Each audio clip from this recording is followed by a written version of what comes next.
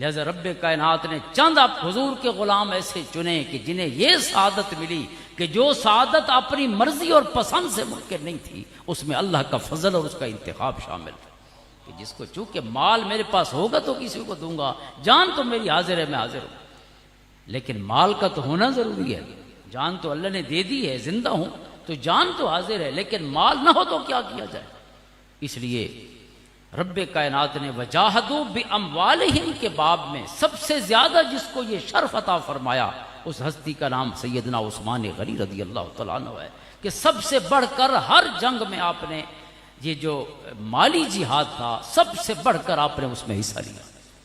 بدر سے لے کر بدر میں آپ جا نہیں سکے، لیکن اس لیے نہیں جا سکے کہ اللہ کے رسول صلی اللہ علیہ وسلم نے خود حکم فرمایا تھا کہ حضرت رقیہ کا خیال کریں، اس لیے آپ کو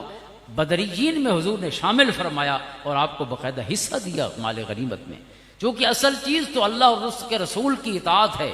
اگر وہ اطاعت بدر میں ہے تو بدر والے کمال ہیں، اگر وہ اطاعت مدینہ میں ہے تو مدینہ والے کمال ہیں، اگر اس اطاعت میں سونا ہے تو سونا اس سونے پر ہزاروں جنگیں اور ہزاروں قربانیاں ایک طرف اور بستر پہ سونا ایک طرف ہے، اور اگر حضور کا حکم ہے کہ غار میں میرے ساتھ ہو تو پھر غار میں ہونا ہی سب سے بڑی عبادت ہے، کیونکہ اصل عبادت ہے اطیعوا اللہ و اطیعوا الرسول۔ تو جس پل جس جگہ حضور نے جس غلام کو حکم فرمایا اس انداز میں اس پر عمل کرنا۔ تو حضرت عثمان غنی رضی اللہ تعالیٰ کو یہ سعادت حاصل ہے کہ سب سے بڑھ کر آپ نے مال خرچ کیا اسلام کے لیے، تمام جنگوں میں اور جنگوں کے علاوہ بھی آپ نے جو غلام آزاد کیے ان کو گنا نہیں جا سکتا، اور آپ کو پتہ ہے کہ تمام عبادتوں سے بڑی عبادت یہ جتنی عبادات ہیں، مالی عبادتیں ہوں یا قولی عبادتیں ہوں یا جسمانی عبادتیں ہوں، بدنی عبادتیں، قولی عبادت بھی ہے ذکر اذکار کرنے کی، جسم جس میں استعمال ہوتا ہے وہ نماز ہے،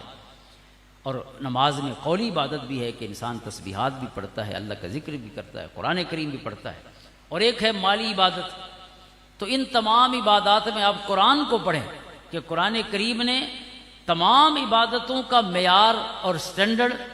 اور اصول اور ضابطہ الگ بیان فرمایا، مالی عبادت کا معیار الگ اور سٹینڈرڈ الگ بیان فرمایا ثواب اور اجر کے بعد۔ مثلا ہر نیکی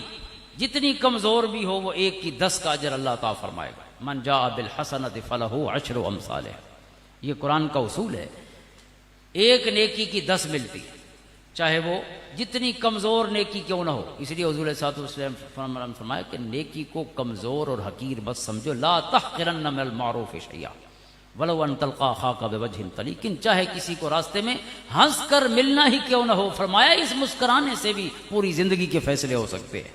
پوری زندگی کے گناہ معاف ہو سکتے ہیں آپ کی ایک مسکراہٹ سے،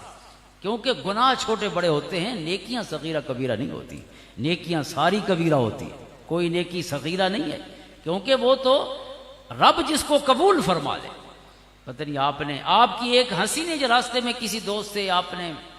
ہنس کر بات کی ہے، آپ کے ہنسنے کی وجہ سے کتنے غم ہیں اس کے جو غلط ہو گئے، کتنی پریشانیاں گھر سے لے کے نکلا تھا، آپ کو ہنستا دیکھ کر اس کی پریشانیاں کافور ہو گئی، تو آپ اس نیکی کو عام نیکیوں کے برابر سمجھیں گے؟ فرمایا نہیں، یہ اس کی مرضی ہے کہ کس نیکی کو کس محبت سے قبول فرماتا ہے، چونکہ اس کی صفت ہے شکور، اللہ تعالیٰ شکور ہے، ان ربنا لغفور شکور۔ شکور کا مطلب ہے کہ چھوٹے عمل کو بھی یوں قبول فرماتا ہے جیسے بہت بڑا عمل ہو، یعنی ہم تو شاکر ہیں، شکر کرنے والے، اور وہ چھوٹی چیز کو بہت محبت سے قبول کرتا ہے اور بہت ہی زیادہ اجر عطا فرماتا ہے، اس لیے اس کی مبارک صفت ہے شکور۔ تو خالق کائنات نے تمام نیکیوں کے لیے 1 کے 10 اجر لکھے ہیں، لیکن یہ مالی نیکی جو ہے نا، جب پیسہ آپ نے جیب سے نکالا ہے پھر وہ 1 کے 10 سے شروع نہیں ہوتی۔ کیا کہتا ہے قرآن کریم؟ مثل الذین ينفقون اموالهم فی سبیل اللہ کمثل حبۃ انبتت 7 سنابل فی کل سنبلۃ 100 حبہ، فرمایا نیکی جو مالی نیکی ہے 1 روپے کے بدلے میں 10 اجر نہیں ہے، فرمایا نہیں 700 اجر سے مالی نیکی شروع ہوتی ہے۔ آپ اندازہ کریں، کوئی جوڑ اور مقابلہ نہیں ہے، کہاں 10 اور کہاں 700۔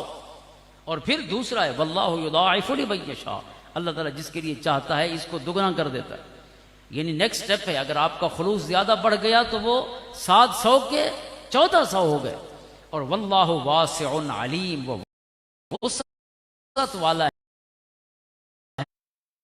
ہے، 1400 بھی آخری حد نہیں ہے، ہو سکتا ہے بے حساب اجر ہو جائے آپ کے 1 روپے کا۔ حاضرین محترم، مالی نیکی جو 700 سے شروع ہوتی ہے،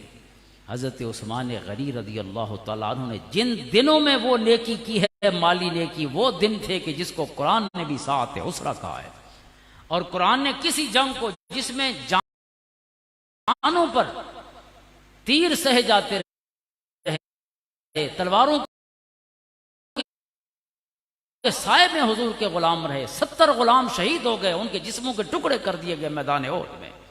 لیکن اللہ تعالیٰ نے اس کو ساعت عسرہ نہیں کہا۔ کس کو ساعت عسرہ کہا ہے؟ مشکل گھڑی کس کو کہا ہے؟ جب پیسے نہیں تھے حضور کے غلاموں کے پاس۔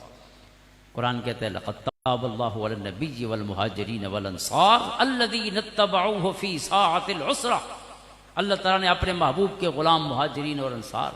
ان پر بھی محبت سے توجہ فرمائی، اور ان کے آقا اپنے پیارے نبی صلی اللہ علیہ وسلم پر بھی محبت کی توجہ فرمائی۔ ان کی صفت کیا ہے، ان کا تعارف کیا ہے؟ الذین اتبعوہ فی ساعت العسرہ، جہیں اوکھیاں گھڑیاں سرے سجنا دا ساتھ نبھایا، مشکل گھڑی میں ساتھ نبھانے والے، اوکھے ویلے سجنا دا ساتھ نبھاؤں۔ الذین اتبعوہ فی ساعت العسرہ، اللہ نے ساعت عسرہ کس گھڑی کو کہا ہے؟ کہ جب پورے مدینہ میں قحط سالی تھی، کسی کے پاس کچھ نہیں تھا کہ غزوہ تبوک کے موقع پر وہ مدد کر سکے،